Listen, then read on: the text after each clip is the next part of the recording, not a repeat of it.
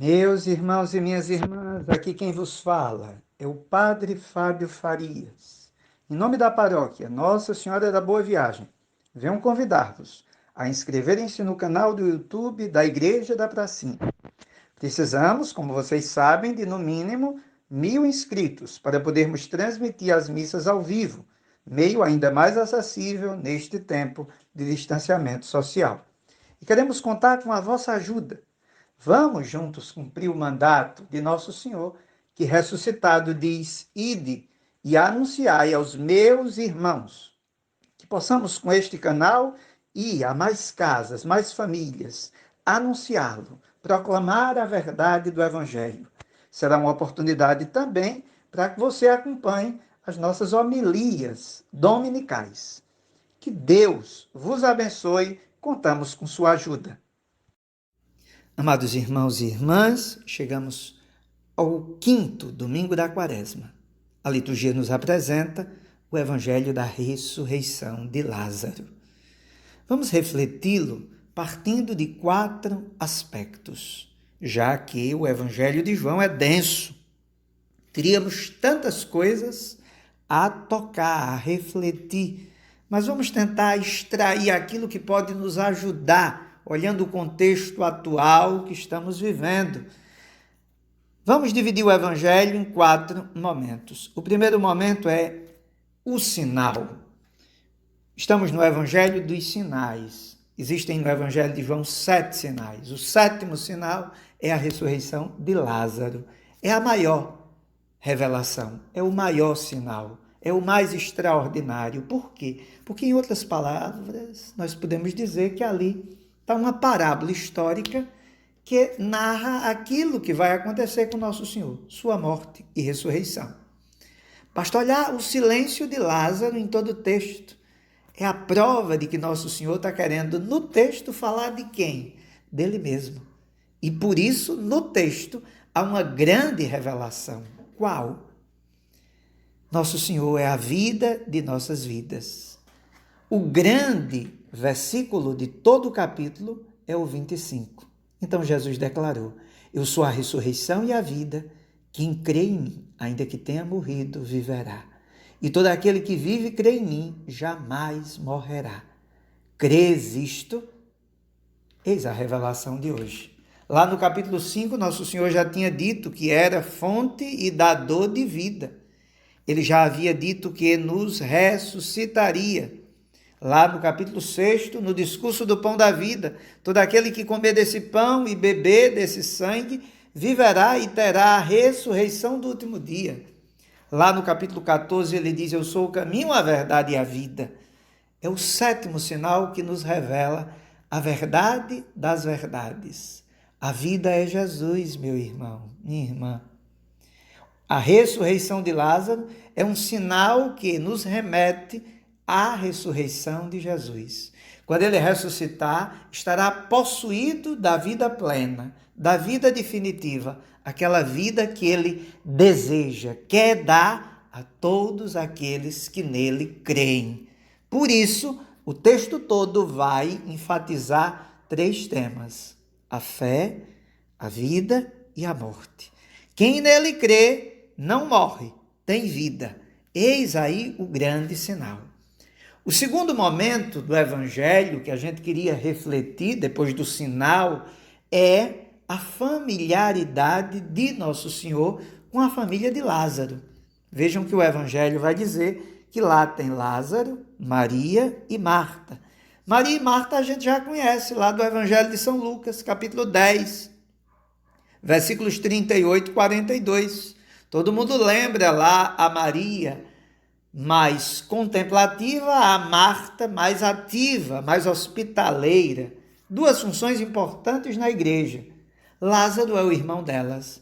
E o Evangelho dá a entender que Nosso Senhor os visitava sempre, constantemente. Mas não só visitava, ele se hospedava na casa dessa família. Lázaro significa Deus ajuda. A cidade é Betânia, a casa da aflição, a casa da pobreza. Há uma aflição que comove Nosso Senhor, que toca o coração de Nosso Senhor. Qual é? a doença de Lázaro. Lázaro está enfermo. O versículo 3 vai enfatizar: Senhor, aquele a quem amas está enfermo. Lázaro apresenta-se aqui no texto como o amado de Nosso Senhor. É assim que João, o evangelista, que também é intitulado discípulo amado, diz que Lázaro é o amado de Nosso Senhor. Há um amor muito grande, belíssimo nesse texto. O versículo 5 do texto bíblico de hoje vai dizer: Jesus amava Marta, sua irmã e Lázaro. A tradução bíblica da missa vai dizer que Jesus era amigo. A tradução mais fiel vai dizer amava. O Evangelho do Verbo Divino vai nos apresentar um Cristo verdadeiramente homem, que tem sentimentos. Um Cristo que criou laços de amizade com Lázaro, com Maria e com Marta. Um Cristo que se comove. Alguém pode dizer: mas se ele era tão amigo, por que não foi logo para salvar Lázaro? Por que o deixou morrer? Meu amigo, é para que se cumpra a vontade do Pai. Veja que Nosso Senhor deixa claro no Evangelho de hoje: esta enfermidade não é para a morte, mas é para a glória de Deus. Estão lembrados que domingo passado também Nosso Senhor disse isso com o cego de nascença? Vamos tentar tirar do momento de morte, do momento de dor, o momento de ressurreição, o momento de compreendermos a verdadeira vida, que talvez nesses tempos que estamos vivendo de coronavírus, é importante ressaltar: a vida é Jesus. Essa é a mensagem de hoje. E esse Jesus, vida de nossas vidas, é nosso amigo.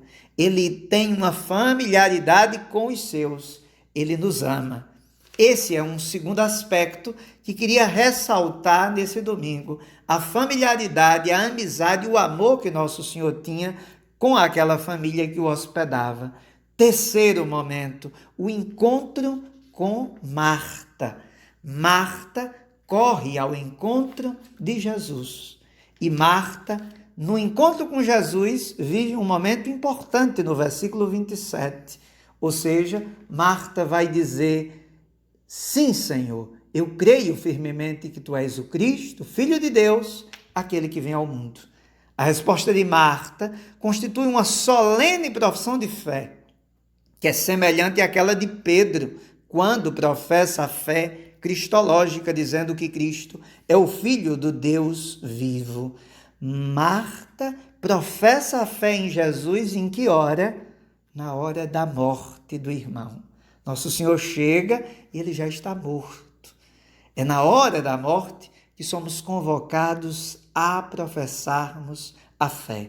Vejam que Marta proclama Nosso Senhor Cristo, o Messias, o ungido de Deus.